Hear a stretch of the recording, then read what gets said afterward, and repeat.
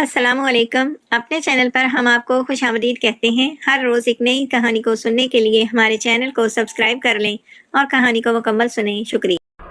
تجھے کیا لگتا ہے کہ ہمیں اندر جانا چاہیے؟ نور نے فاطمہ کے چہرے کی طرف دیکھتے بے چینی سے سوال کیا تھا۔ اور نہیں تو کیا، ہم اسی لیے تو اتنا سفر طے کر کے یہاں پہنچے ہیں یار۔ تجھے نہیں پتا ان خانوں کے بارے میں؟ اگر ان کو پتا چل گیا کہ ہم ان کی اجازت کے بغیر ان کے باغ میں داخل ہوئے ہیں تو یہ ہماری ٹانگیں توڑ دیں گے۔ ایک تو تم ان سے ڈرتی بہت زیادہ ہو، اور ویسے بھی یہ سارے باغ، یہ ساری زمینیں ان کے پاس ہماری وجہ سے ہی موجود ہیں۔ جس دن ہم نے ان سے اپنا حق مانگ لیا اس دن یہ کہیں منہ چھپانے کے قابل بھی نہیں رہیں گے۔ فاطمہ نے نفرت بھرے انداز میں کہا۔ وہ خانوں سے بہت زیادہ تنگ تھی جنہوں نے گاؤں والوں کی زمینوں پر قبضہ کیا ہوا تھا۔ گاؤں والے ان زمینوں کے مالک ہونے کے باوجود بھی وہاں پر دہاڑی کے طور پر کام کرتے تھے۔ مجھے تو پتا چلا ہے کہ خانوں کا بڑا بیٹا حویلی میں واپس آیا ہے۔ میں نے اس کی بہت تعریفیں سنی ہوئی ہیں۔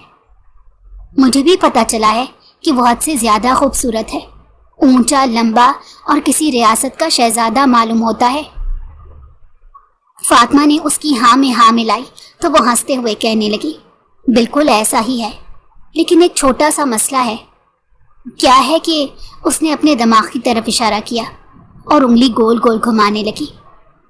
کیا مطلب ہے تمہارا؟ مطلب یہ ہے کہ وہ دماغ سے کریک ہے۔ وہ صرف نام کا ہی بڑا بیٹا ہے، اس کے اپنے دسترس میں کچھ بھی نہیں۔ کچھ سال پہلے ہی اس کے ساتھ ایک حادثہ پیش آیا تھا جس کے بعد وہ اپنا ذہنی توازن کھو بیٹھا ہے، اور اب اس کا دماغ ایک چھوٹے کے بچے کے دماغ جتنا ہے۔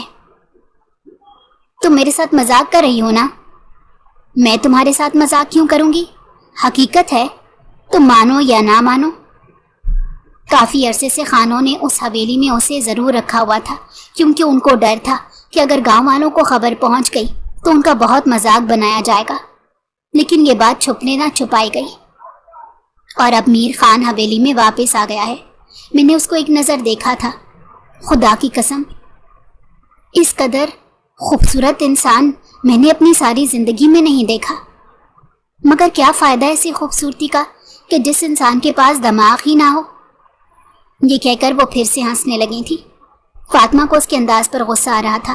اس طرح سے کسی کا مذاق نہیں بنانا چاہیے، کسی کے ساتھ کچھ بھی ہو سکتا ہے۔ دیکھو دیکھو، مجھے درس کون دے رہا ہے جو خود یہاں پر چوری کرنے آئی ہے؟ میں چوری نہیں کر رہی، بس 2-3 کیریاں ہی توڑوں گی۔ فاطمہ نے اپنے بال ہوا میں لہراتے ہوئے کہا، زیادہ ہیروئن بننے کی ضرورت نہیں، جلدی سے سر پر دوپٹہ کرو۔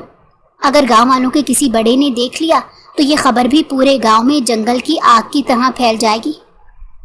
یہ فاطمہ صاحبہ کھیتوں میں ہیروئن بننے کی ناکام کوشش کر رہی تھی۔ نور یہ کہہ کر ایک بار پھر سے کھلکھلا کر ہنسنے لگی۔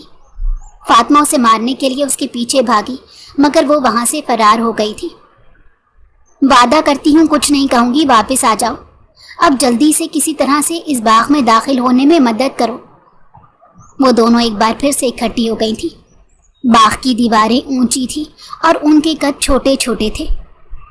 کیا میں تمہیں ایک مشورہ دے سکتی ہوں؟ نور نے فاطمہ کے چہرے کی طرف سوالیہ انداز میں دیکھتے کہا۔ تم مجھے ایک نہیں 2 مشورے دو۔ میرا مشورہ مانو اور یہاں سے واپس جانے کی تیاری شروع کرو۔ یار اتنی مشکل سے میں اپنی ماں سے اجازت لے کر آئی ہوں۔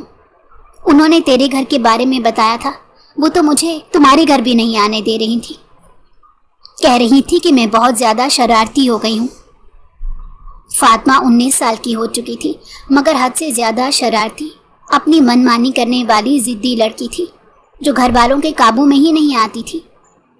اس کی سگی ماں کا انتقال ہو گیا تھا جو کہ ان خانوں کی حویلی میں ملازمہ تھی۔ انہوں نے فاطمہ کو کئی بار اپنے ساتھ چلنے کو کہا تھا، مگر فاطمہ نے صاف انکار کر دیا تھا کہ میں کسی کی ملازمہ بن کر اپنی زندگی نہیں گزاروں گی۔ اس کی سوتیلی ماں کو بہت غصہ آتا تھا، چونکہ فاطمہ کے پاپا اس سے بہت محبت کرتے تھے اور اپنی بیٹی کو اہمیت دیتے تھے۔ اسی وجہ سے اس کی سوتیلی ماں خاموش ہو جاتی۔ یار میں سوچ رہی ہوں کیا ہمارے لیے بھی کسی ریاست کا شہزادہ آئے گا؟ نور نے فاطمہ کو دیکھتے کہا۔ جو کہ بڑی پھرتی کے ساتھ درخت پر چڑھ رہی تھی۔ اس درخت کی کچھ ٹہنیاں اس باغ کے اندر بھی جاتی تھیں۔ اس نے انتہائی مہارت کا مظاہرہ کرتے ہوئے اس درخت سے دیوار پر چھلانگ لگا دی۔ دیوار کے پار ہی ایک مشین پڑی ہوئی تھی اور اب اس کا ارادہ اس مشین پر چھلانگ لگا کر نیچے اترنے کا تھا۔ اندر پہنچنے کے بعد اس نے پرجوش انداز میں چلاتے ہوئے کہا، تم بھی جلدی سے آ جاؤ۔ نہیں، میں یہاں پر ہی ٹھیک ہوں، اس کی سہیلی نے مزے سے کہا۔ کیا مطلب ہے تمہارا؟ کیا تم میرے ساتھ نہیں آؤ گی؟ بالکل بھی نہیں، میں تو یہاں پر کھڑی ہو کر پہرا دوں گی۔ وہ سوچ بھی نہیں سکتی تھی کہ نور اس کے ساتھ اتنا بڑا دھوکہ کرے گی۔ وہ دانت پیستے ہوئے کہنے لگی، صرف اور صرف ایک بار مجھے باہر نکلنے دو۔ اگر میں نے تمہیں گنجا نہ کیا تو میرا نام فاطمہ نہیں۔ پر نور کو پرواہ کہاں تھی؟ وہ خاموشی سے دیوار کے ساتھ ٹیک لگا کر بیٹھ گئی تھی کہ اچانک ہی اسے خانوں کی گاڑی آتی دکھائی دی۔ وہ بڑی بڑی 3 گاڑیاں تھیں، کالے رنگ کی۔ اس کو شدت سے کچھ غلط ہونے کا احساس ہوا۔ وہ جلدی سے اٹھی اور چیختے ہوئے کہنے لگی، فاطمہ جلدی سے باہر نکلو، خان لوگ وہاں پر آ رہے ہیں۔ اگر انہوں نے تمہیں باغ میں پکڑ لیا تو تمہیں چھوڑیں گے نہیں۔ مجھے پتا ہے تم میرے ساتھ مذاق کر رہی ہو اور پھر سے مجھے بے وقوف بنانے کی کوشش کر رہی ہو، مگر اس بار فاطمہ تمہاری باتوں میں نہیں آئے گی۔ اس بار تو میں اپنا مقصد پورا کر کے ہی باہر نکلوں گی یار۔ میں قسم اٹھا کر کہتی ہوں، میں جھوٹ نہیں بول رہی۔ تم پلیز جلدی سے باہر آ جاؤ۔ اس نے ایک آخری سی کوشش کی تھی، مگر فاطمہ تب تک اس دیوار سے کافی دور جا چکی تھی۔ اب تو اسے نور کی آواز بھی ٹھیک طرح سے سنائی نہیں دے رہی تھی۔ اس نے باغ میں مختلف درختوں کا جائزہ لیا۔ بہت سے کچے آم اس وقت زمین پر بھی پڑے ہوئے تھے۔ اس نے ایک ایک کر کے وہ آم اٹھانا شروع کر دیے۔ وہ ایک آم کو دھوئے بغیر ہی کھا رہی تھی۔ اس کی آنکھیں بار بار بند ہو رہی تھی کیونکہ وہ آم بہت زیادہ کھٹے تھے۔ اس کو وہاں پر کھڑے تھوڑی ہی دیر گزری تھی کہ اچانک اسے کتے کے بھونکنے کی آواز سنائی دی۔ یا میرے اللہ! اس نے بے ساختہ اپنے سینے پر ہاتھ رکھا اور اپنے دل کی دھڑکن کو ہموار کرنے کی کوشش کی۔ اسے کتوں سے بہت ڈر لگتا تھا۔ بچپن میں بھی اس کے پیچھے کتا لگا تھا۔ وہ چچا شرفو کے گھر گھس گئی تھی۔ اگر ان کے گھر کا دروازہ نہ کھلا ہوتا تو وہ کتا اس کی حالت خراب کر دیتا۔ اس نے پلٹ کر دیکھا تو وہاں پر ایک نہیں بلکہ 3 بڑے بڑے کالے رنگ کے کتے کھڑے تھے۔ ان کی زبانیں باہر کو نکلی ہوئی تھیں، ان کی آنکھیں لال تھیں جبکہ منہ سے پانی ٹپک رہا تھا۔ اس کو دیکھ کر کوئی بھی نارمل انسان اپنا ذہنی توازن کھو سکتا تھا۔ اس کو اپنی جان اپنے وجود سے نکلتی محسوس ہونے لگی۔ آلتو جلالتو، آئی بلا کو ٹالتو، اس نے دل ہی دل میں ورد کرنا شروع کر دیا۔ وہ تو اس قدر خوفزدہ ہو گئی تھی کہ ساری دعائیں اور آیت الکرسی بھی بھول گئی۔ یا اللہ مجھے بچا لے، یہ کہہ کر اس نے بھاگنا شروع کر دیا۔ اب وہ پورے باغ میں گول گول چکر کاٹ رہی تھی جبکہ وہ کتے بھی اس کے پیچھے ہی بھاگے جا رہے تھے۔ وہ کاٹتے نہیں تھے اور نہ ہی تکلیف پہنچاتے تھے، بلکہ وہ تو پالتو کتے تھے۔ وہ سمجھ رہے تھے وہ لڑکی ان کے ساتھ کھیل رہی ہے کیونکہ ان کو اس طرح سے ہی ٹرین کیا گیا تھا۔ وہ سامنے کی طرف بھاگی تھی کہ اچانک ہی کسی کے سینے سے ٹکرا گئی۔ اسے اپنا سر چکراتا ہوا محسوس ہونے لگا۔ نگاہیں اٹھا کر دیکھا تو حالت مزید خراب ہو گئی کیونکہ سامنے کوئی اور نہیں بلکہ سلطان خان کھڑا تھا۔ ماتھے پر بل پڑے ہوئے تھے جبکہ اس نے اپنی مٹھی بھی غصے سے بھینچ رکھی تھی۔ تم یہاں کیا کر رہی ہو؟ اس نے کاٹ دار لہجے میں کہا۔ یہ وہی لڑکی تھی جس نے کچھ دن پہلے اس کی گاڑی کو نقصان پہنچایا تھا۔ وہ اپنے بھائی کی سائیکل پر خالہ کے گھر جا رہی تھی۔ گاؤں والوں نے راستے میں اس کا رک کر بہت مذاق بنایا تھا۔ اس کی ماں نے بھی اپنا ماتھا پیٹا تھا، مگر وہ فاطمہ ہی کیا جو کسی کی وجہ سے اپنی خواہشات سے دستبردار ہو جائے۔ تب اس کی سائیکل اس کی گاڑی سے لگتے لگتے بچی تھی۔ اپنی غلطی ماننے کے بجائے اس نے بدتمیزی شروع کر دی اور پھر زمین پر پڑا پتھر اٹھا کر اس کی گاڑی پر مار کر وہاں سے بھاگ آئی۔ اسے لگ رہا تھا وہ کسی کے گھر پر مہمان ہے۔ اسے کیا پتا تھا کہ وہ خانوں کے خاندان سے ہوگا۔ مجھے معاف کر دیں، اس نے کانپتے لہجے میں کہا۔ مجھ سے غلطی ہو گئی تھی، وعدہ کرتی ہوں دوبارہ ایسی غلطی نہیں کروں گی، لیکن پلیز ان کو مجھ سے دور کریں۔ یہ کہہ کر وہ تیزی سے اس کے پیچھے جا کر کھڑی ہو گئی اور اس کا بازو مضبوطی سے پکڑ لیا۔ बाजू छोड़ो मेरा, वो अपना बाजू झटकते हुए कहने लगा। उस वक्त तक नहीं छोड़ूंगी जब तक आप इनको यहाँ से भेजेंगे नहीं। तुम्हें किसने मशवरा दिया था चोरी छुपे इस बाग में दाखिल होने का? उसका बस नहीं चल रहा था इस लड़की का मुंह तोड़ डाले। मुझे क्या पता था कि आपने यहाँ पर इतने बड़े बड़े कुत्ते रखे हुए हैं। मैं तो बस कुछ आम तोड़ने के लिए आई थी। जहाँ तक मुझे लगता है एक सीधा रास्ता भी मौजूद है। तुम रास्ते पर मौजूद किसी गार्ड को कह सकती थी। यहाँ पर कोई भी हम लोगों का सगा नहीं है। और जहाँ तक इन गार्ड्स का सवाल है, ये तो हमें देखकर ही भगाना शुरू कर देते हैं, यूं जैसे हम इनका खजाना लूटने आ गए हैं। उसने नफरत भरे अंदाज में दांत पीसते हुए कहा तो चंद लम्हों के लिए वो खामोश हो गया। पहली बार जब उसने इस लड़की को देखा था तो वो इससे इंस्पायर हो गया था। उसे बिल्कुल भी अंदाज़ा नहीं था कि वो लड़की इतनी बड़ी जुर्रत करेगी, या इससे पहले उसकी ज़िंदगी में जितनी भी लड़कियां आई थी वो सारी पहली ही नज़र में उसकी दीवानी हो गई थी। हर किसी की यही कोशिश होती थी कि वो किसी तरह से सुल्तान खान को अपने काबू में कर सके, मगर सुल्तान खान किसी की तरफ निगाह उठाकर भी देखना पसंद नहीं करता था। ये वाहिद लड़की थी जिसे उसकी पर्सनैलिटी से कोई दिलचस्पी ही नहीं थी और जो अपनी ज़ात में हद से ज़्यादा मगन थी। आप मुझे इस तरह से टुकर टुकर क्या देख रहे हो? क्या कभी कोई हसीन लड़की नहीं देखी? उसकी ज़बान में एक बार फिर से हरकत हुई। जल्दी उसने अपनी ज़बान दांतों में दाब ली। सुल्तान खान ने बेसाख्ता अपना सर दोनों हाथों में गिराया। मुझे बताओ, तुम्हें आखिर परेशानी क्या है? मुझे सिर्फ ये कच्चे आम चाहिए और यहाँ से बाहर जाने का रास्ता बता दें, उसने मासूमियत से आंखें टमटमाते कहा। सुल्तान खान पहली बार गौर से उसके चेहरे की तरफ देख रहा था। वो हसीन थी, इसमें कोई शक नहीं था। वो नशीली आंखों की हामिल बहुत ही खूबसूरत थी। ना चाहते हुए भी सुल्तान खान उसकी ज़ात में दिलचस्पी लेने लगा। क्या तुम पढ़ती हो?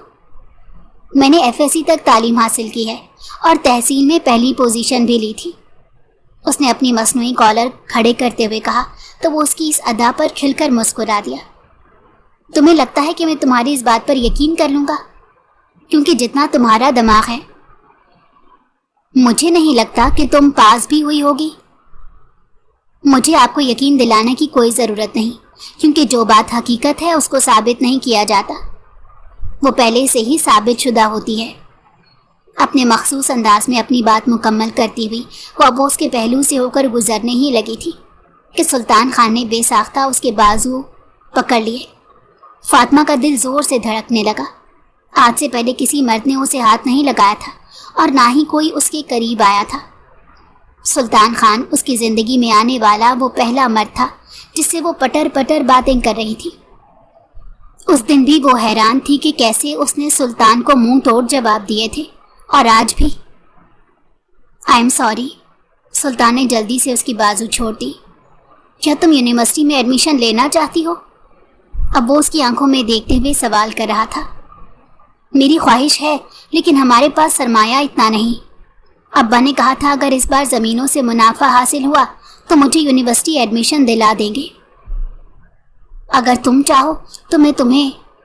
उसने अभी अपनी बात मुकम्मल नहीं की थी कि वो उसकी बात काटते हुए कहने लगी, मैं किसी का भी एहसान नहीं लेती।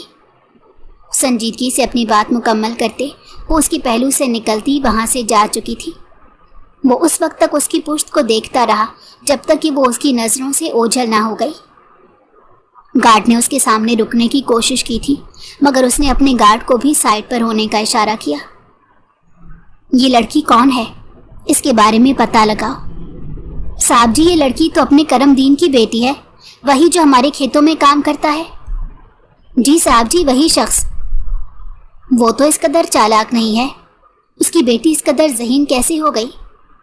उसके कहने पर वहाँ खड़े गार्ड्स खिलखिलाकर हंसने लगे।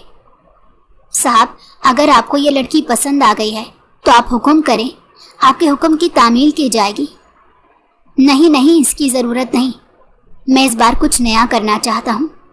उसकी आंखों में एक अजीब सी चमक मौजूद थी। वो जो उसके साथ खेलने के बारे में सोच रहा था, उसके वहमो गुमान में भी नहीं था कि किस्मत उसके साथ खेल जाएगी। وہ وہاں سے جانے ہی لگا تھا کہ اس کی نظر زمین پر گرے جھمکے پر پڑی جو کہ شاید اسی لڑکی کا تھا۔ اس نے وہ ہاتھوں میں اٹھا لیا اور پھر اپنی جیب میں ڈال لیا۔ دوسری طرف فاطمہ جب گھر کے اندر داخل ہوئی تو سامنے ہی اس کی سوتیلی ماں بیٹھی تھی۔ اس کی سوتیلی ماں کے لبوں پر ایک پراسرار مسکراہٹ تھی۔ وہ تیزی سے اس کے پاس آئی اور اس کا ہاتھ مضبوطی سے پکڑتے کہنے لگی، میری پیاری بچی، میں کب سے تمہارا انتظار کر رہی تھی، تم کہاں رہ گئی تھی؟ تمہیں پتا بھی ہے تمہاری ماں تمہارے لیے پریشان ہو جاتی ہے۔ فاطمہ کو ایک لمحے کے لیے اپنے کانوں پر یقین ہی نہیں آیا۔ اس نے غور سے ماں کے چہرے کو دیکھا اور یقین کرنے کی کوشش کی کہ یہ وہی ہے۔ امی، آپ کی طبیعت تو ٹھیک ہے؟ اس نے حیرت سے سوال کیا۔ ہاں بالکل ٹھیک ہوں، تم بتاؤ اتنی دیر سے کہاں پر تھی؟ میں تمہارا انتظار کر رہی تھی۔ امی جان، آپ کو تو پتا ہے کہ نور ہمیشہ اپنے گھر پر روک لیتی ہے۔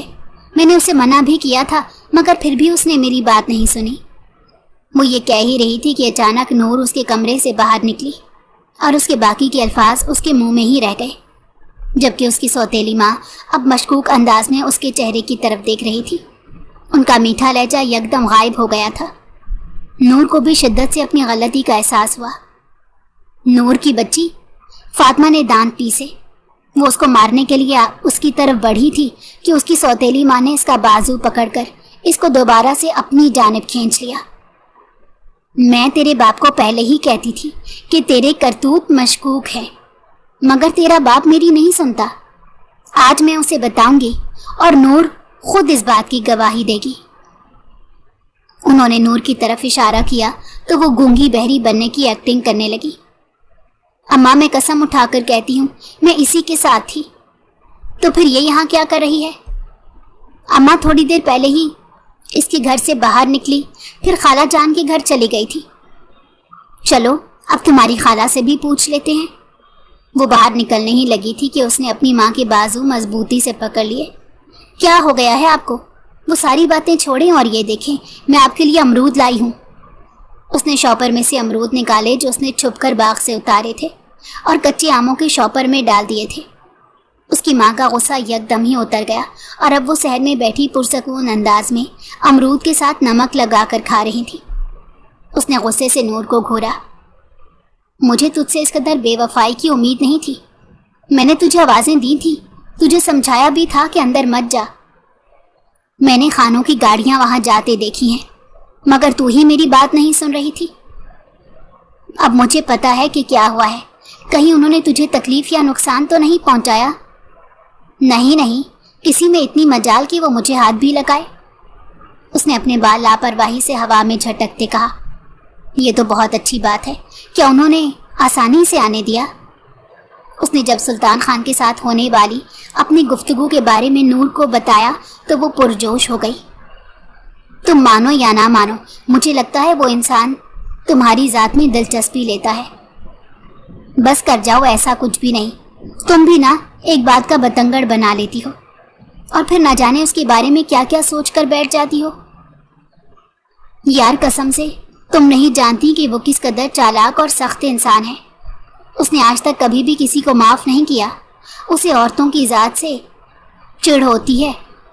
میں نے تو سنا تھا کہ اسے زندگی میں ایک بار کسی عورت سے محبت ہوئی تھی مگر اس عورت کے دھوکہ دینے کے بعد اسے ساری عورتوں سے نفرت ہو گئی۔ اسی وجہ سے تو اس نے ابھی تک شادی نہیں کی۔ وہ تو کسی کو بھی منہ نہیں لگاتا، اور جس طرح کی تم مجھے باتیں بتا رہی ہو صاف ظاہر ہے کہ وہ تمہیں اپنا دل دے بیٹھا ہے۔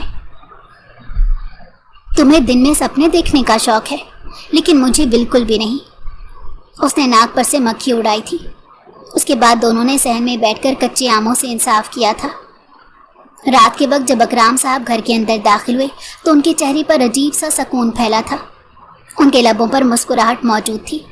انہوں نے اپنی بیٹی کی پڑھائی کے بارے میں اپنے ایک دوست سے بات کی تھی جو آرمی میں ہوتا تھا اور شہر میں ہی رہتا تھا۔ اکرام صاحب کافی عرصے سے پیسے بھی جمع کر رہے تھے جو وہ الگ سے رکھ رہے تھے تاکہ اپنی بیٹی کے پڑھنے کی خواہش کو پورا کر سکیں، اور اب وہ اس کو یہی خوشخبری دینے آئے تھے۔ جب انہوں نے اسے بتایا کہ وہ اس کا بہت جلد شہر کی سب سے بڑی یونیورسٹی میں ایڈمیشن کر دیں گے تو وہ بہت زیادہ پرجوش ہو گئی۔ اتنا تو اسے پتا تھا کہ اسکالرشپ مل جائے گی، باقی ہاسٹل کی اور آنے جانے کے اخراجات تھے۔ اس کے بارے میں بھی اس نے سوچ لیا تھا کہ وہ پارٹ ٹائم ٹیوشن پڑھا لیا کرے گی۔ کچھ ہی دن گزرے تھے کہ اس کے بابا کا اچانک ہی حادثے میں انتقال ہو گیا۔ اس کے بعد اس کی زندگی بھی تبدیل ہو گئی تھی۔ وہ جو اپنے دل میں ہزاروں طرح کے خواب سجا کر بیٹھی ہوئی تھی، وہ سارے خواب اس کے بابا کے ساتھ ہی دفن ہو چکے تھے۔ اور پھر اس دن ہی اس کے ساتھ ایک ایسا واقعہ رونما ہوا جس کے بارے میں اس نے کبھی اپنے وہم و گمان میں بھی نہیں سوچا تھا۔ پہلے اس نے بہت سی باتیں سن رکھی تھیں کہ یتیم بچوں کے ساتھ زیادتی کی جاتی ہے۔ اسے زیادتی کرنے والوں پر غصہ آتا تھا اور ان بچوں پر بھی غصہ آتا تھا جو ظلم و ستم برداشت کر لیتے تھے۔ لیکن جب اس کے ساتھ وہ حادثہ پیش آیا تو اسے احساس ہوا کہ وہ بچے بھی کس قدر بے بس ہوتے ہیں۔ اس کی سوتیلی ماں نے اس کا نکاح کسی اور سے نہیں بلکہ حویلی کے پاگل لڑکے میر خان سے کروا دیا تھا، جس کا دماغ ایک چھوٹے بچے جتنا تھا۔ فاطمہ نے ہمیشہ سے سوچا تھا کہ وہ مضبوط اعصاب کے مالک کسی انسان کے ساتھ شادی کرے گی جو اس کو سمجھتا ہوگا، اس کو عزت دے گا، محبت دے گا اور اسی کو سنبھالے گا، اس کے ساتھ قدم سے قدم ملا کر چلے گا، اس کے سامنے سیسا پلائی دیوار بن کر کھڑا ہو جائے گا، بالکل اسی طرح جس طرح اس کے باپ نے اس کی سگی ماں کا ساتھ نبھایا تھا اور پھر بعد میں اس کی سوتیلی ماں کا بھی سہارا بنے تھے۔ لیکن یہ کیا، قسمت نے اسے منہ کے بل زمین پر گرا دیا۔ قسمت نے اسے ایک ایسی حقیقت سے آشکار کیا تھا جس کے بارے میں اس نے کبھی وہم و گمان میں بھی نہیں سوچا تھا۔ حویلی سے بہت سی عورتیں اس کے چھوٹے سے گھر میں داخل ہو چکی تھیں۔ اس کو خوبصورتی سے تیار کیا جا رہا تھا۔ وہ شیشے میں اپنا عکس دیکھ رہی تھی۔ جب وہ تیار ہو کر فارغ ہوئی تو سب لوگوں نے اس کی بہت تعریفیں کی۔ وہ آسمان سے اتری کوئی پری معلوم ہو رہی تھی۔ قیمتی جوڑے میں ملبوس، بہت سے زیورات پہنے، وہ پورے گاؤں کی عورتوں کی نظروں کا مرکز بنی ہوئی تھی۔ مگر ان عورتوں کی آنکھوں میں اشتیاق نہیں، بلکہ وہاں پر صرف اور صرف اس کے لیے ہمدردی موجود تھی، کیونکہ سب عورتیں بہت اچھے سے جانتی تھی کہ اس کی قسمت اس کے ساتھ دھوکہ کر چکی ہے۔ حویلی میں موجود میر خان کی شخصیت سے کوئی واقف ہوتا یا نہ ہوتا، لیکن وہاں پر موجود رشیدہ صاحبہ کی شخصیت سے ہر کوئی ہی واقف تھا، جو کہ میر خان کی ماں تھی اور حد سے زیادہ ظالم تھی، اپنی منمانی کرتی تھی۔ وہ غریب لوگوں کو کوئی اہمیت نہیں دیتی تھی، ان کو جوتے کی نوک پر رکھتی۔ اس نے رشیدہ صاحبہ کی بہت سی برائیاں سن رکھی تھی، مگر کبھی اس کا اس عورت کے ساتھ آمنا سامنا نہیں ہوا تھا۔ ابھی جب وہ اپنے کمرے میں بیٹھی تیار ہو رہی تھی اور نکاح ہونے میں تھوڑا وقت باقی تھا، جب وہ اس کے کمرے میں داخل ہوئی، ان کی گردن غرور سے اکڑی ہوئی تھی، جبکہ ان کی آنکھیں بھی چمک رہی تھی جیسے انہوں نے ساری دنیا فتح کر لی ہو۔ یہ نکاح انہوں نے اس کی ماں کو لالچ دے کر کیا تھا۔ وہ اس کے سامنے جا کر کھڑی ہو گئی اور غور سے اس کے چہرے کی طرف دیکھنے لگی، جیسے اندازہ لگانے کی کوشش کر رہی ہوں کہ اس کے دل میں کیا چل رہا ہے۔ مجھے امید ہے کہ اس وقت تم کسی بھی قسم کا تماشا نہیں کرو گی۔ اگر تو تم نے یہاں سے فرار ہونے کی یا پھر اس نکاح سے انکار کرنے کی کوشش کی تو مجھ سے برا کوئی نہیں ہوگا۔ بغیر کسی احتجاج کے تم خاموشی سے ہاں کر دو گی۔ میں پہلے ہی اس نکاح کے لیے راضی ہو چکی ہوں، اس نے اپنے آنسو پیتے ہوئے کہا تھا، کیونکہ اس کو دھمکی دی گئی تھی کہ اس کو جان سے مار دیا جائے گا۔ ایسا نہیں تھا کہ اس کو موت سے ڈر لگتا تھا، مگر وہ حرام موت نہیں مرنا چاہتی تھی۔ یہ تو بہت ہی اچھی بات ہے، مجھے تم جیسی عورتوں سے اسی چیز کی امید ہے، اور یہی وجہ ہے کہ مجھے تم جیسی غریب لڑکیاں پسند ہیں۔ نفرت سے اپنی بات مکمل کرتی وہ وہاں سے جا چکی تھی۔ تھوڑی ہی دیر بعد اس کا میر خان سے نکاح ہو گیا۔ اسٹیج پر بھی میر خان نے بہت زیادہ ڈرامے لگائے تھے۔ کبھی وہ اس کا ہاتھ پکڑ کر پرجوش انداز میں چیختے ہوئے کہنے لگتا، یہ میری دلہن ہے، تو کبھی منہ بنا کر بیٹھ جاتا کہ میری دلہن مجھ سے کیوں بات نہیں کرتی، میں اس سے ناراض ہوں۔ جب ان لوگوں کا نکاح پڑھایا جا رہا تھا تب ہال خالی کر دیا گیا تھا۔ وہاں پر صرف حویلی کے ہی چند لوگ موجود تھے اور کچھ گواہ تھے۔ وہ رخصت ہو کر خانوں کی حویلی میں آ چکی تھی۔ سب سے پہلا سامنا اس کا سلطان خان کے ساتھ ہوا۔ وہ تیزی سے سیڑھیاں اترتا نیچے جا رہا تھا جب سامنے سے آنے والی لڑکی سے ٹکراتا بچا۔ وہ خوش ہو کر کہنے ہی لگا تھا کہ اس کے چہرے کو دیکھ کر وہ بالکل چپ ہو گیا۔ اس کے وہم و گمان میں بھی نہیں تھا کہ جس معصوم لڑکی کو قربان کیا جا رہا ہے وہ وہی ہے جس کو وہ پہلی نظر میں پسند کر بیٹھا تھا۔ تم یہاں پر؟ اس کو اپنی آواز گہری کھائی سے آتی معلوم ہوئی۔ فاطمہ کو آج سے پہلے کبھی بھی اتنی شرمندگی نہیں ہوئی تھی جتنی شرمندگی اس کو سلطان کے سامنے ہوئی تھی۔ جب وہ کمرے میں پہنچی تو اس نے سارے زیورات نوچ نوچ کر زمین پر پھینکنا شروع کر دیے۔ میر خان خاموشی سے صوفے پر بیٹھا یہ منظر دیکھ رہا تھا۔ اب اس کی آنکھوں میں شرارت نہیں بلکہ عجیب سی چمک موجود تھی اور اس کے لبوں پر پراسرار مسکراہٹ ٹھہری ہوئی تھی۔ جیسے ہی اس نے میر خان کی طرف دیکھا تو وہ آنکھیں ٹمٹماتے اس کے چہرے کی طرف دیکھنے لگا اور پھر آنکھوں میں جھوٹے آنسو سجاتے ہوئے کہنے لگا، میری دلہن بہت گندی ہے، مجھے میری دلہن پسند نہیں ہے۔ مجھے فرق نہیں پڑتا کہ تم مجھے پسند کرو یا نہ کرو، ایک بات کان کھول کر سن لینا کہ میں تم سے شدید نفرت کرتی ہوں، شدید نفرت، اور بہت جلد میں ایک ایسی جگہ چلی جاؤں گی جہاں پر تمہارا سایہ بھی موجود نہیں ہوگا۔ تم سب حویلی والوں کو میں تگنی کا ناچ نچاؤں گی۔ تم لوگوں کو کیا لگتا ہے کہ تم لوگوں نے مجھے پیسوں سے حاصل کر لیا؟ یہ تم لوگوں کی غلط فہمی ہے۔ تم لوگوں نے میرے ساتھ جو کچھ بھی کیا ہے میں اس کا حساب لوں گی۔ یہ کہہ کر وہ پھوٹ پھوٹ کر رونے لگی۔ اس نے اپنا سر گھٹنوں پر رکھا ہوا تھا، وہ ہچکیوں سے رو رہی تھی، جبکہ میر خانزادہ خاموشی سے اس کے وجود کو گھور رہا تھا۔ تھوڑی ہی دیر میں وہ وہاں سے اٹھ کر چلا گیا۔ اس کے جانے کے بعد وہ بھی فریش ہونے کے لیے واش روم میں چلی گئی۔ جب واپس آئی تو اس کو شدت سے اپنی غلطی کا احساس ہو رہا تھا کہ اس کو اس انسان کے ساتھ ایسا نہیں کرنا چاہیے تھا۔ اس میں میر کا کیا قصور تھا؟ وہ تو خود ایک نادان شخص تھا۔ اس نے دیکھا کہ وہ بالکنی میں کھڑا تھا۔ وہ اس کے پہلو میں جا کر کھڑی ہو گئی۔ میر نے جب اپنے پہلو میں اس کی موجودگی کو محسوس کیا تو ایک خوبصورت سی مسکراہٹ اس کے لبوں کو چھو گئی، جسے اس نے بہت ہی مہارت سے چھپا لیا۔ کیا تم مجھ سے معافی مانگنے آئی ہو؟ اچانک ہی اس کے لبوں سے پھسلا۔ اس کی آواز نارمل تھی، یوں لگ رہا تھا جیسے کوئی نارمل مرد اس سے بات کر رہا ہو۔ وہ چونک گئی، لیکن اگلے ہی لمحے وہ بچوں کی طرح پرجوش انداز میں کہنے لگا، میری دلہن مجھ سے معافی مانگنے آئی ہے۔ یہ دیکھ کر وہ ایک بار پھر سے بیزار ہو گئی۔ تمہیں سب سے زیادہ کیا پسند ہے؟ تم، اس نے پھر سے بھاری آواز میں جواب دیا۔ اس کے دل کی دھڑکنیں منتشر ہو گئی تھیں۔ ایک نظر غور سے میر خانزادہ کو دیکھا، جو کہ ہینڈسم ہونے کے ساتھ ساتھ بہت خوبصورت بھی تھا۔ کاش یہ آدمی نارمل ہوتا۔ اس کے منہ سے بے ساختہ پھسلا اور اس کی آواز اونچی تھی، جو کہ میر تک بھی پہنچ گئی تھی۔ پہلے اس نے سوچا تھا کہ وہ اس شخص سے بدلہ لے گی، اس کو تکلیف پہنچائے گی، لیکن پھر اس نے یہ خواہش اپنے دل میں ہی دبا دی۔ اگلے دن جب وہ ناشتہ کرنے کے لیے نیچے گئی تو رشیدہ صاحبہ نے اسے وہاں سے اٹھا دیا۔ تمہیں کوئی حق نہیں، حویلی کی عورتوں کے ساتھ ناشتہ کرو۔ مگر میں اس حویلی کی بہو ہوں، اس نے احتجاج کرنے کی کوشش کی۔ تمہیں کسی نے بہو کا درجہ نہیں دیا، تم یہاں پر صرف اور صرف میر خانزادہ کی بیوی بنا کر لائی گئی ہو۔ وہ اس گھر کا ہی بیٹا ہے۔ یہ سن کر وہاں پر بیٹھے سب لوگوں کے لبوں پر ایک پراسرار مسکراہٹ آ گئی۔ اسی وقت میر وہاں پر آیا تو وہ لوگ اسے جھٹکنے لگے اور فاطمہ کو ڈانٹنے لگے کہ تم اس کو یہاں سے لے جاؤ۔ فاطمہ کو لگ رہا تھا کہ میر سے سب لوگ محبت کرتے ہیں اور اس کا خیال رکھنے کے لیے ہی یہ قدم اٹھایا گیا تھا، مگر اب اسے دال میں کچھ کالا لگ رہا تھا۔ حویلی والوں کو میر خانزادہ کی ذات میں کوئی دلچسپی نہیں تھی، بلکہ وہ تو اسے دیکھ کر نفرت کا اظہار کرتے تھے۔ جب وہ کمرے میں واپس آئی تو وہ بہت زیادہ غصے میں تھی۔ اپنا سارا غصہ اس نے میر پر ہی اتارا تھا۔ وہ اس پر چیخ رہی تھی، چلا رہی تھی۔ میر نے اس کے پاس جانے کی کوشش کی تو اس نے اس کا ہاتھ بری طرح سے جھٹک دیا۔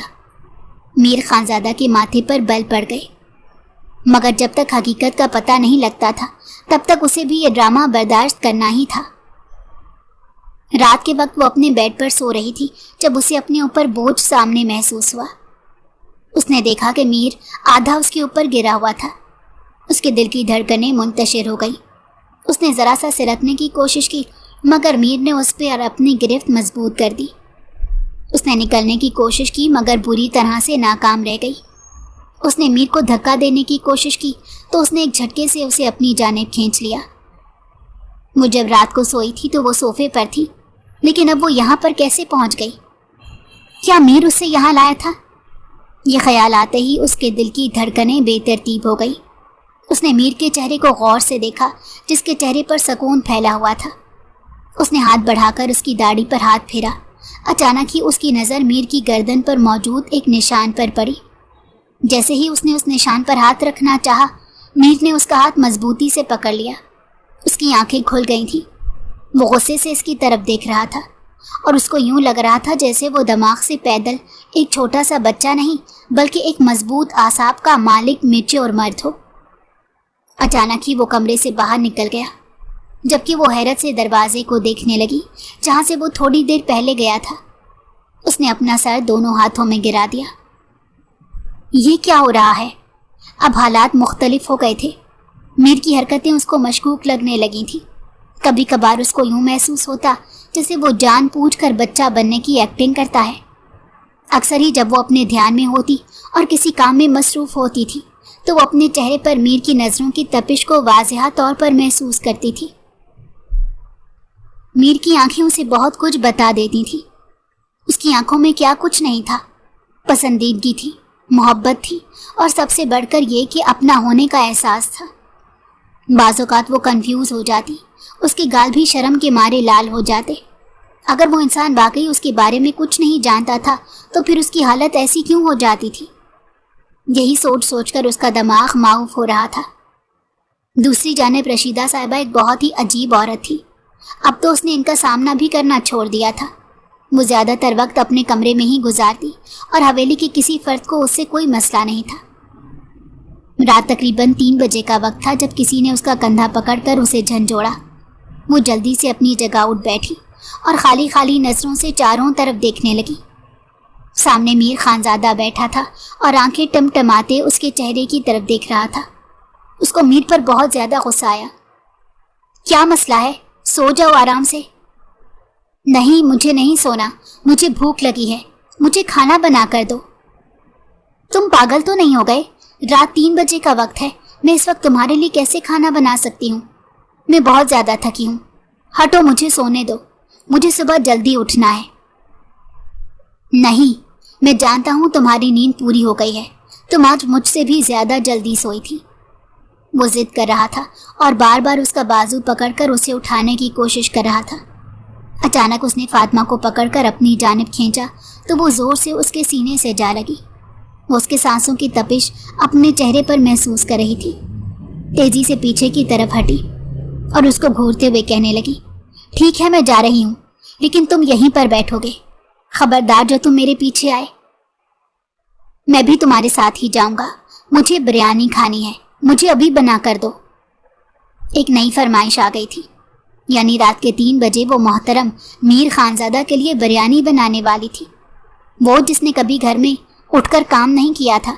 सौतेली माँ के डांटने पर भी वो अपनी चारपाई से उठना मुनासिब नहीं समझती थी और अपने सामने किताबों को फैलाकर बैठ जाती थी। उसकी ये अय्याशियाँ सिर्फ़ और सिर्फ उस वक्त तक थी जब तक उसके बाबा जान जिंदा थे। अपने बाप का ख्याल आते ही उसकी आंखें फिर से आंसुओं से भर गई। अपने आंसुओं को पीते वो उसे लेकर किचन में आ गई। अब वो मुतमईन अंदाज में चेयर पर बैठा था और उसकी पुश्त को घूरे जा रहा था। फातिमा के बाल उसकी कमर से भी नीचे आते थे, बहुत ही खूबसूरत और घने थे। उनको वहाँ पर बैठे थोड़ी सी देर गुजरी कि अचानक ही फातिमा को जानी पहचानी आवाज़ सुनाई दी। निगाहें उठाकर देखा तो किचन के दरवाजे में सुल्तान खानज़ादा खड़ा था। उसके लबों पर तंजिया मुस्कुराहट फैली हुई थी। ओहो, यहाँ पर तो कपल्स गोल्स बनाए जा रहे हैं। मीर खानज़ादा ने गुस्से से अपनी मुट्ठी भींच ली, क्योंकि ये उसका सबसे बड़ा हरीफ था। सबसे पहले उसने सुल्तान खान से ही बदला लेना था। जबकि वो थोड़ी सी शर्मिंदा हो गई और अपनी निगाहें झुका ली। सुल्तान मजबूत कदम उठाता उसके करीब खड़ा हुआ। उन दोनों के दरमियान चंद इंच का भी फासला नहीं था। मीर का खून खौल रहा था। वो उठा और तेजी से उसकी तरफ बढ़ा। एकदम से उसने सुल्तान को पीछे की तरफ धक्का दिया तो वो ज़मीन पर गिर गया। ये क्या बदतमीज़ी है? जलील इंसान, तेरी हिम्मत भी कैसे हुई? वो उसे मारने के लिए आगे बढ़ा ही था कि फातिमा तेज़ी से उसके सामने खड़ी हो गई और उसके सीने पर हाथ रखते हुए उसे पीछे की तरफ हटाने लगी। میر خان کے لیے یہ بات ناقابل قبول تھی کہ اس کی بیوی اس گھٹیا انسان کو ہاتھ لگاتی۔ ہٹو فاطمہ، تم سامنے سے، میں اس کو بتاتا ہوں۔ یہ اپنے آپ کو سمجھتا کیا ہے؟ پاگل کہیں کا، بے وقوف انسان، خر دماغ۔ وہ جو بولنے پر آ رہا تھا تو خاموش ہونے کا نام ہی نہیں لے رہا تھا۔ اور یہ انسان میرے پاؤں کی جوتی کے برابر بھی نہیں۔ بہت جلد میں اس انسان کو اس کی اوقات یاد دلاؤں گا اور اس کو ایسی جگہ پہنچاؤں گا جہاں سے اس کی واپسی ناممکن ہو جائے گی۔ وہ چیختے چلاتے دھمکیاں دے رہا تھا۔ فاطمہ خوفزدہ ہو کر اس کے چہرے کو دیکھ رہی تھی۔ سلطان اسے باتیں سناتا ہوا وہاں سے چلا گیا۔ اس کے جانے کے بعد فاطمہ میر کی طرف متوجہ ہوئی اور اس کے سینے پر زور زور سے تھپڑ مارنے لگی اور پھر اس کے سینے پر سر رکھ کر پھوٹ پھوٹ کر رونے لگی۔ وہ خود کو بہت بے بس محسوس کر رہی تھی۔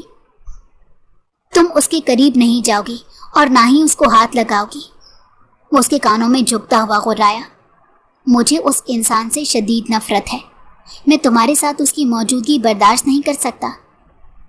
وہ اس کے بالوں کی لٹ کو اس کے کانوں کے پیچھے لگاتے بولا تو وہ اپنی جگہ پر ساکت رہ گئی، کیونکہ وہ بالکل نارمل لوگوں کی طرح ہی بات کر رہا تھا۔ تمہیں میری بات سمجھ میں آ رہی ہے نا؟ وہ اسے سوال کرتا بولا۔ فاطمہ نے اپنی پلکیں اٹھائی اور بھیگی ہوئی آنکھوں سے اس انسان کے چہرے کو دیکھنے لگی۔ تم نارمل ہو نا؟ مجھے پتا ہے کہ تم سب کچھ سمجھتے ہو۔ میں اپنی دلہن کو کسی کے حوالے نہیں کروں گا۔ وہ پھر سے بچوں کی طرح باتیں کرنے لگا اور فاطمہ ایک بار پھر سے پھوٹ پھوٹ کر رونے لگی اور پھر غصے سے اس کے کندھے پر مکے مارنے لگی۔ میر خان نے ایک گہری سانس خارج کی۔ جانتا تھا کہ اس لڑکی کو بہت تکلیف ہو رہی تھی، مگر وہ بے بس تھا، اس کو بتا نہیں سکتا تھا۔ فاطمہ نے اس کی سمجھائی ہوئی بات پر عمل نہیں کیا تھا۔ اگلے دن جب وہ سو کر اٹھی تو اس کی آنکھیں پوری رات رونے کی وجہ سے لال تھیں۔ سلطان نے اس کو دیکھا تو اپنے آپ کو اس کی آنکھوں میں ڈوبتا ہوا محسوس کیا۔ وہ تو پہلے ہی اس لڑکی کو پسند کر چکا تھا اور اس کو کسی طرح سے حاصل کرنا چاہتا تھا۔ اب تو وہ اس حویلی میں موجود تھی، اس کی دسترس میں تھی اور اس کو آسانی سے وہ بے وقوف بنا سکتا تھا، مگر اس کے لیے پہلے اسے اس چھوٹی سی لڑکی کو اپنی محبت کے جال میں پھنسانا تھا، کیونکہ جانتا تھا کہ وہ لڑکی اس کے پلان میں اس کے کام آ سکتی ہے۔ اس بارے میں اس نے رشیدہ صاحبہ سے بھی بات کی تھی۔ چلو آؤ، تمہیں باغ کی سیر کروانے لے کر جاتا ہوں۔ مجھے اندازہ ہے تم نے وہ باغ پورا نہیں دیکھا ہوگا۔ نہیں، اس کی ضرورت نہیں، اس نے انکار کرنا چاہا۔ یار، فارمیلٹی کی ضرورت نہیں، جانتا ہوں کہ تمہارا بھی گھومنے پھرنے کا دل کرتا ہے، لیکن اس پاگل سرپھرے شوہر کی وجہ سے تم اپنی خواہشات پوری نہیں کر پاتی۔ لیکن جب تک میں ہوں تو تمہیں کسی بھی چیز کے لیے پریشان ہونے کی ضرورت نہیں۔ تمہیں جس چیز کی طلب ہو تو مجھے کہہ دیا کرو، تمہارا ہر حکم سر آنکھوں پر۔ جب وہ اپنے کمرے میں داخل ہوئی تو اس کے لبوں پر مسکراہٹ پھیلی ہوئی تھی۔ وہ چادر تلاش کر رہی تھی جب میر خان اس کے قریب جا کر کھڑا ہوا۔ کہاں جا رہی ہو؟ اس نے نارمل سے انداز میں سوال کیا۔ تمہیں اس سے مطلب؟ جا کر کھلونوں سے کھیلو۔ تم اس ذلیل انسان کے ساتھ کہیں نہیں جاؤ گی۔ اگر تم گئی تو اس کا خمیازہ بھگتنا ہوگا۔ اس نے میر خان کو بار بار سمجھ کر اس کی باتوں کو نظر انداز کر دیا تھا۔ اس دن وہ سلطان کے ساتھ گھومنے کے لیے گئی تھی۔ جب وہ اپنے کمرے میں واپس گئی تو وہ کافی ہلکا پھلکا محسوس کر رہی تھی۔ میر کو بھی اس بارے میں پتہ چل چکا تھا۔ اس دن اسے ضروری کام کے سلسلے میں جانا تھا، ورنہ وہ اپنی بیوی کے پیچھے ہی چلا جاتا، مگر غصہ اسے اس چیز پر تھا کہ اس کی بیوی نے اس کی بات نہیں مانی تھی۔ وہ اس کے پاس جانے ہی لگا تھا کہ اس نے اپنا بازو چھڑواتے ہوئے کہا، پاگل، مجھ سے دور ہٹو۔ میر کا دماغ گھوم گیا۔ وہ اس لڑکی سے بے تحاشا محبت کرتا تھا، وہ اس کے دل کے بہت قریب تھی۔ جب وہ پہلی بار گاؤں آیا تھا تب اس نے اس لڑکی کو کھیتوں میں دیکھا تھا اور اس لڑکی کا دیوانہ ہو گیا تھا اور اس سے شادی کا فیصلہ کر لیا تھا، مگر اس سے پہلے اسے اپنے بابا اور اپنی سگی ماں کے قاتل تک پہنچنا تھا، اور اس کا شک رشیدہ بیگم پر تھا جو کہ اس کی سوتیلی ماں تھی اور اس کے بابا کی کزن بھی تھی۔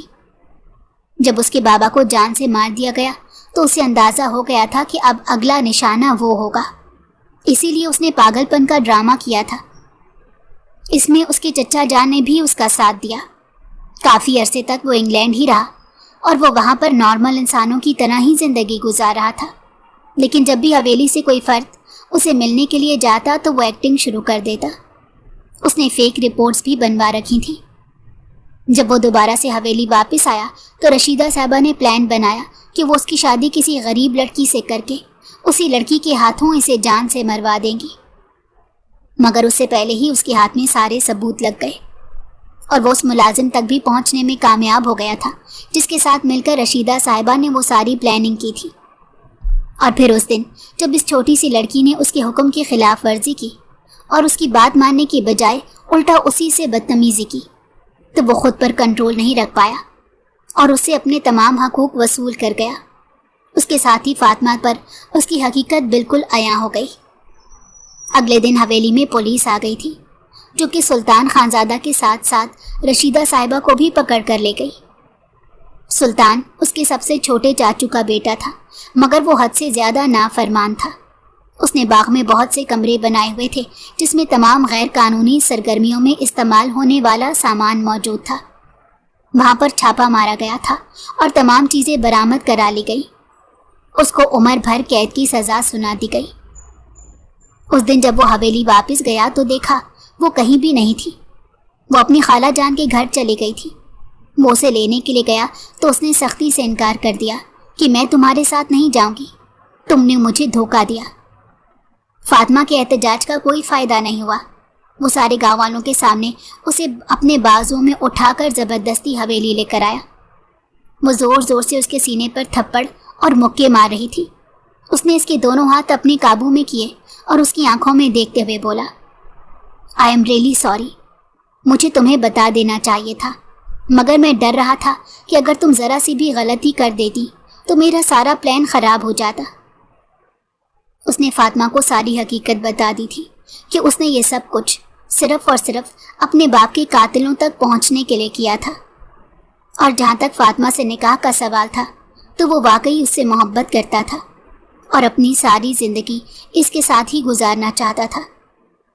सारी गलत फहमियाँ ख़त्म हो चुकी थी। वो उसे लेकर शहर आ गया था। उसने फातिमा का यूनिवर्सिटी में एडमिशन भी करवा दिया था। वो ऐसा ही इंसान था जैसा फातिमा को चाहिए था।